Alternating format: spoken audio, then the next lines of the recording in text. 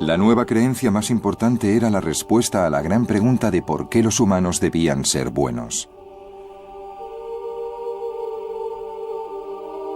Porque en el siglo II a.C., algunos judíos empezaron a creer que los muertos resucitarían un día y serían juzgados, y los buenos irían al cielo y los malos al infierno.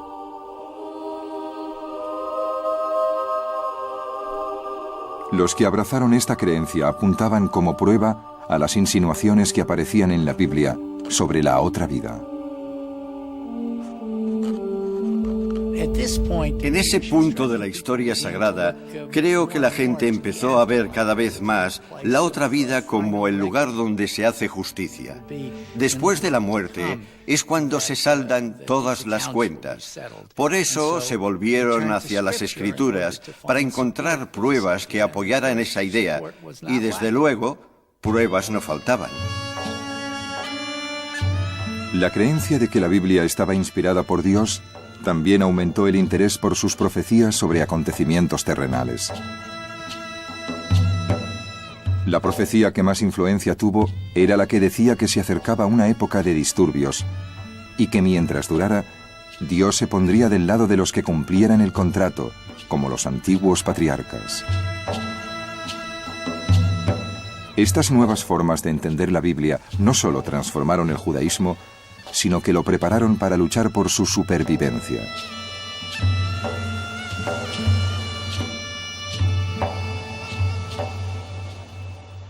A la muerte de Alejandro Magno, una nueva dinastía griega llamada los Seleucidas tomaron el control del Oriente Medio. El primero de los reyes seleucidas se contentó con permitir que la cultura griega transformara gradualmente a sus súbditos en griegos.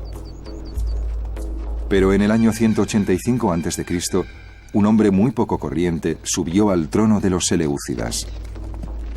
Era Antíoco IV, pero sus súbditos le conocían como Antíoco el Loco. Uno de los primeros decretos de Antíoco, recogido en el libro de los Macabeos, exigía que todos sus súbditos sustituyeran sus tradiciones ancestrales por las griegas.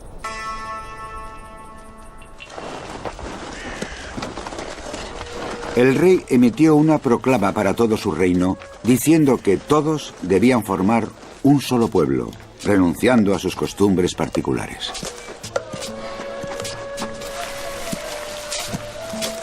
Muchos pueblos de la región ya habían adoptado el estilo de vida griego, pero los judíos devotos no. Se disponían a enfrentarse con un dilema: renunciar a su fe o luchar para defenderla. Antíoco, al principio, confió en un sector de judíos que habían abrazado la cultura griega. Para aumentar su influencia, vendió a uno de estos judíos el puesto más importante de Jerusalén, el de sumo sacerdote del templo.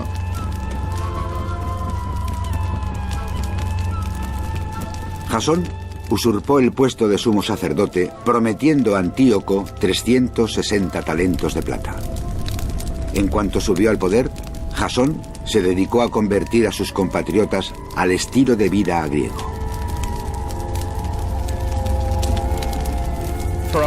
Para un sumo sacerdote de Jerusalén en el siglo II, la cuestión era muy sencilla: apuntarse al carro de los griegos o no, quedarse aparte o unirse a un proceso social que se había extendido por todo el Oriente Medio de la época. Encontramos sumos sacerdotes que están dispuestos a dar un paso más y a apuntarse al carro de Antíoco IV Epifanes. Eso provocó una reacción violenta, porque muchos judíos consideraron que eso no era ni más ni menos que una herejía.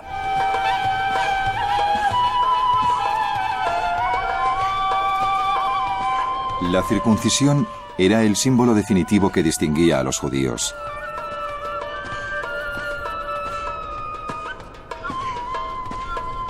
Pero durante el mandato del nuevo sumo sacerdote, muchos sacerdotes del templo se hicieron una cirugía cosmética para disimular la circuncisión y así poder participar desnudos en los Juegos Olímpicos. El proceso de helenización alcanzó tal nivel que los sacerdotes dejaron de mostrar interés por los servicios del altar. Salían corriendo a tomar parte en los juegos en cuanto oían la señal. Había cosas de la cultura y la civilización griega que eran totalmente inaceptables para los judíos. Entre ellas, claro, el concepto religioso de una pluralidad de dioses. A nadie le entra en la cabeza que eso sea aceptable para los judíos. También algunos aspectos de comportamiento, por ejemplo, los gimnasios y los ejercicios desnudos. Pero el problema no era tanto la desnudez como la auténtica devoción que sentían por el cuerpo humano.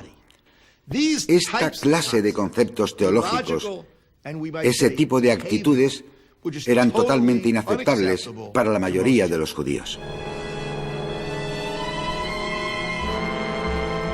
Según el libro de los Macabeos, el insulto definitivo para los judíos llegó cuando Antíoco ordenó que el alma y el corazón del judaísmo, el templo de Jerusalén, se convirtiera en un templo griego.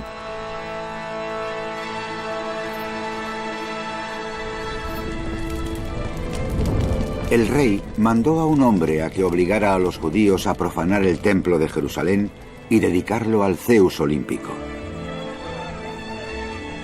El templo se llenó de la intemperancia y la depravación de los paganos que gozaban con prostitutas y tenían relaciones con mujeres en el recinto sagrado.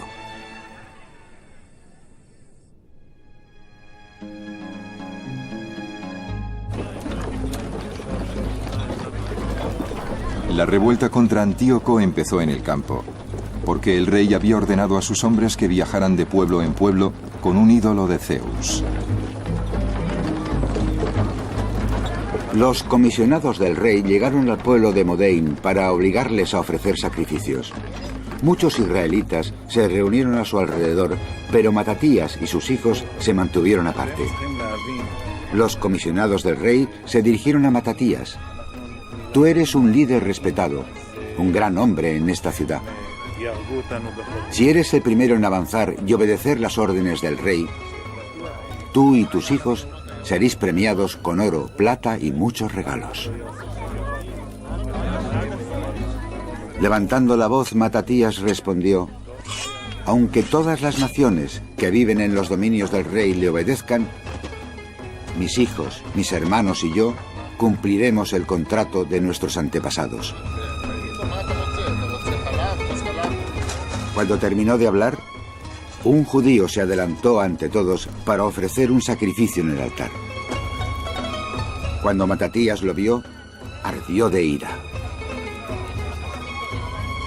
Mató a los comisionados del rey y destrozó el altar. Luego huyó con sus hijos a la sierra. Matatías y sus hijos fueron conocidos pronto como los Macabeos.